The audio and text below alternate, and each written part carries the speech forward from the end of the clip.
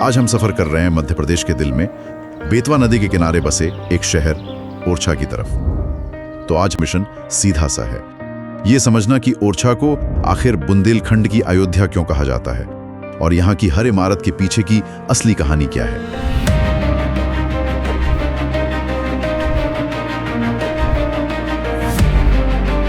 ओरछा की वास्तुकला बुंदेला राजवंश की शक्ति, उनकी कला और उनके इतिहास का एक जीता जागता दस्तावेज है। यहाँ की सबसे दिलचस्प बात यह है कि कुछ भी ऐसे ही नहीं बना दिया गया। हर संरचना, चाहे वो किला हो, मंदिर हो या नदी किनारे बनी छतरियां, सब एक दूसरे से जुड़ी हुई हैं। एक बड़ी सोची समझी योजना का हिस्सा है। तो फिर इस योजना के केंद्र से ही शुरू करते हैं, ओरछा किला परिसर। पहली नजर में तो ये किसी भी बड़े किले जैसा ही लगता है।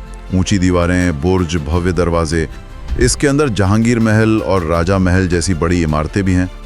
लेकिन ये किला सिर्फ सुरक्षा के लिए था या इसका मकसद कुछ और भी था? उस दौर में किला सिर्फ एक सैनिक छावनी नहीं होता था, वो राजधानी का दिल था और शासक की ताकत का सबसे बड़ा विज्ञापन भी। ओरछा का किला बुंदेलाओं के लिए सिर्फ एक घर नहीं था, ये दुनिया को बताने का एक तरीका था कि हम यहाँ हैं, हम शक्तिशाली हैं और हमारी एक अलग पहचान है। इसकी ऊंची मीनारें, वो जालीदार खिड़कियाँ, दीवारों पर बनी पेंटिंग्स, ये सब बुंदेला वास्तुकला की पहचान बन गईं। ये किला अपने आप में एक छोटा आत्मनिर्भर शहर था, जो उस समय की बेहतरीन शहरी योजना का सबूत है। और इसी शक्ति के केंद्र से निकलकर हम आस्था के केंद्र की ओर चलते हैं, जो मुझे ओरछा की सबसे अनोखी बात लगती है, राम राजा मंदिर। ये भारत का एकमात्र मंदिर है जहां भगवान राम की पूजा एक राजा के रूप में होती है, भगवान के रूप में नहीं। ये कहानी ही ओरछा की आत्मा है।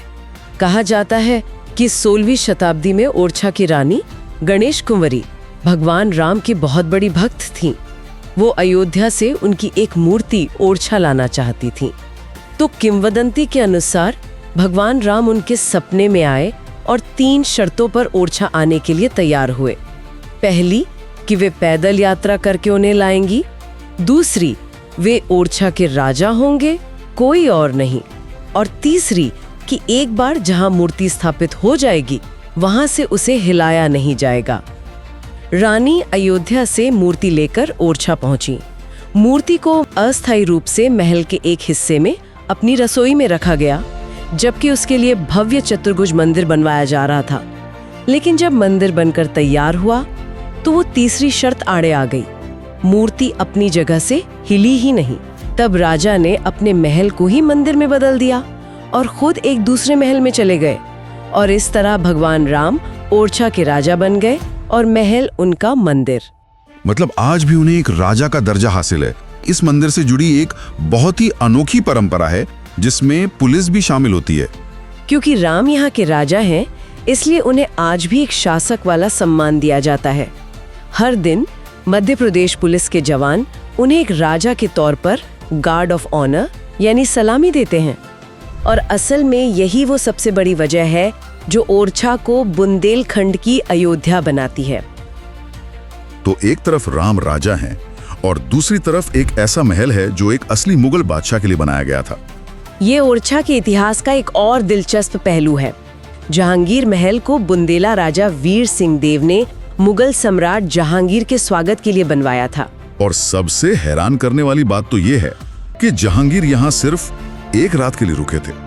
जब आप जहांगीर महल की सबसे ऊपरी मंजिल से नीचे देखते हैं तो आपको पूरा ओरछा शहर और बेतवा नदी का शानदार नजारा दिखता है।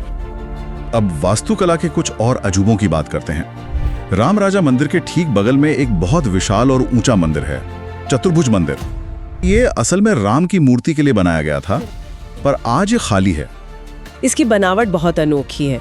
ये मंदिर इतना ऊंचा इसलिए बनाया गया था ताकि दूर से ही भगवान के दर्शन हो सके। इसकी वास्तुकला में आपको मंदिर और किले दोनों की झलक मिलती है। लेकिन इसकी सबसे दिलचस्प वास्तुशिल्प विशेषता है इसका स्थान। इसका गर्भगृह जहां मूर्ति स्थापित होनी थी, वो सीधा राम राजा मंदिर के सामने पड़ता है।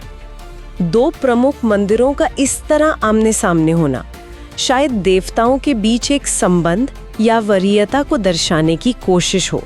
ऐसा नहीं है कि इमारतें कहीं भी बना दी गई, बल्कि पूरे शहर को एक एकीकृत धार्मिक और राजनीतिक नक्शे के तहत बसाया गया था। और अनोखी बनावट की बात करें तो लक्ष्मी नारायण मंदिर, वो बाहर से एक किला और उल्लू जैसा दिखता है और अंदर से एक मंदिर है। ये एक बेहतरीन उदाहरण है कि कैसे बुंदेला शासकों ने अपनी इमारतों में सुरक्षा और कला को एक साथ मिलाया। वो दौर राजनीतिक उथल-पुथल का था, इसलिए मंदिरों को भी सुरक्षित बनाना जरूरी था। लक्ष्मी नारायण मंदिर एक पहाड़ी पर बना है और इसकी बाहरी दीवारें किले जैसी हैं। लेकिन जब आप अंदर जाते हैं तो आप एक अलग ही दुनिया में पहुंच जाते हैं। उसकी दीवारों पर बनी पेंटिंग्स अद्भुत हैं। वो पेंटिंग्स बुंदेला शैली का सबसे बेहतरीन उदाहरण है और उनकी सबसे खास बात यह है कि वो सिर्फ पौराणिक कथाएं नहीं दिखाती, वो उस दौर के इतिहास को दर्शाती हैं। आपको वहाँ झांसी की लड़ाई के दृश्य मिलेंगे, अंग्रेजों से लड़ते हुए सिपाही दिखेंगे और आम जन जीवन की झलक भी मिलेगी। वो पेंटिंग सिर्फ कला नहीं है, बल्कि पत्थर की दीवारों पर लिखी इतिहास की किताबें हैं, जो हमें बुंदेलों के जीवन, उनकी लड़ाइयों और उनकी संस्कृति के बारे में वो बातें बताती हैं जो शायद किसी लिखित दस्तावेज में भी ना मिले। इस लिहाज से ये मंदिर सिर्फ एक पूजा स्थल नहीं, बल्कि एक जीवंत संग्रहालय है। इन सब किलों, महलों और मंदिरों की भव्यता से हटकर शहर के किनारे एक बहुत ही शांत और खूबसूरत जगह है, बेतवा नदी के पास। यहाँ 14 शाही छतरियां एक कतार में खड़ी हैं। ये असल में ओरछा के बुंदेला राजाओं के स्मारक हैं, जिन्हें अंग्रेजी में सेनोटैफ्स कहते हैं। ये वो जगह है जहां उनका अंतिम संस्कार किया गया था। हर छतरी एक शासक की याद में बनाई गई है। लेकिन ये छतरियां सिर्फ खूबसूरत इमारतें नहीं हैं, इनका मतलब इससे कहीं ज्यादा गहरा है। नदी के किनारे इनका होना राजाओं का अपनी भूमि और जीवन देने वाली नदी के साथ एक शाश्वत, एक अटूट संबंध का प्रतीक है। ये दिखाता है कि मृत्यु के बाद भी उनका अपनी जमीन और अपनी प्रजा से जुड़ाव बना हुआ है। ये यादों को संजोने का एक बहुत ही काव्यात्मक तरीका है।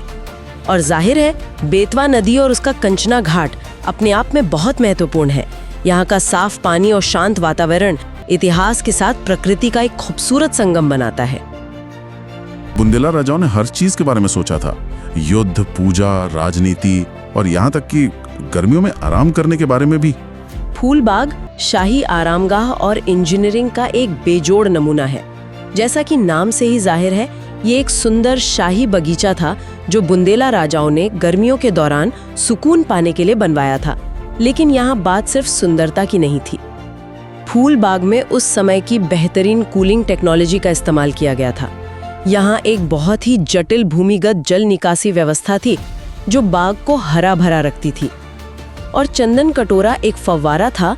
छत से पानी की बूंदें इस तरह टपकती थी कि वो बारिश का एहसास कराती थी, जिससे पूरा हॉल ठंडा रहता था। ये एक तरह का नेचुरल एयर कंडीशनर था। और अगर हम इससे व्यापक विषय से जोड़ें तो ये हमें बुंदेला शासकों के बारे में एक और ज़रूरी बात बताता है। उन्होंने सिर्फ किलों और मंदिरों में ही नहीं, बल्कि अपने आराम और मनोरंजन के स्थानों में भी बेहतरीन इंजीनियरिंग और परिष्कार का प्रदर्शन किया है। ये सिर्फ सुंदरता के बारे में नहीं था, बल्कि एक उन्नत और आरामदायक माहौल बनाने के बारे में था। ये एक संपूर्ण जीवन शैली का प्रतीक है। ओरछा सिर्फ स्मारकों का एक शहर नहीं है, ये एक ऐसी जगह है जहां हर पत्थर एक कहानी कहता है।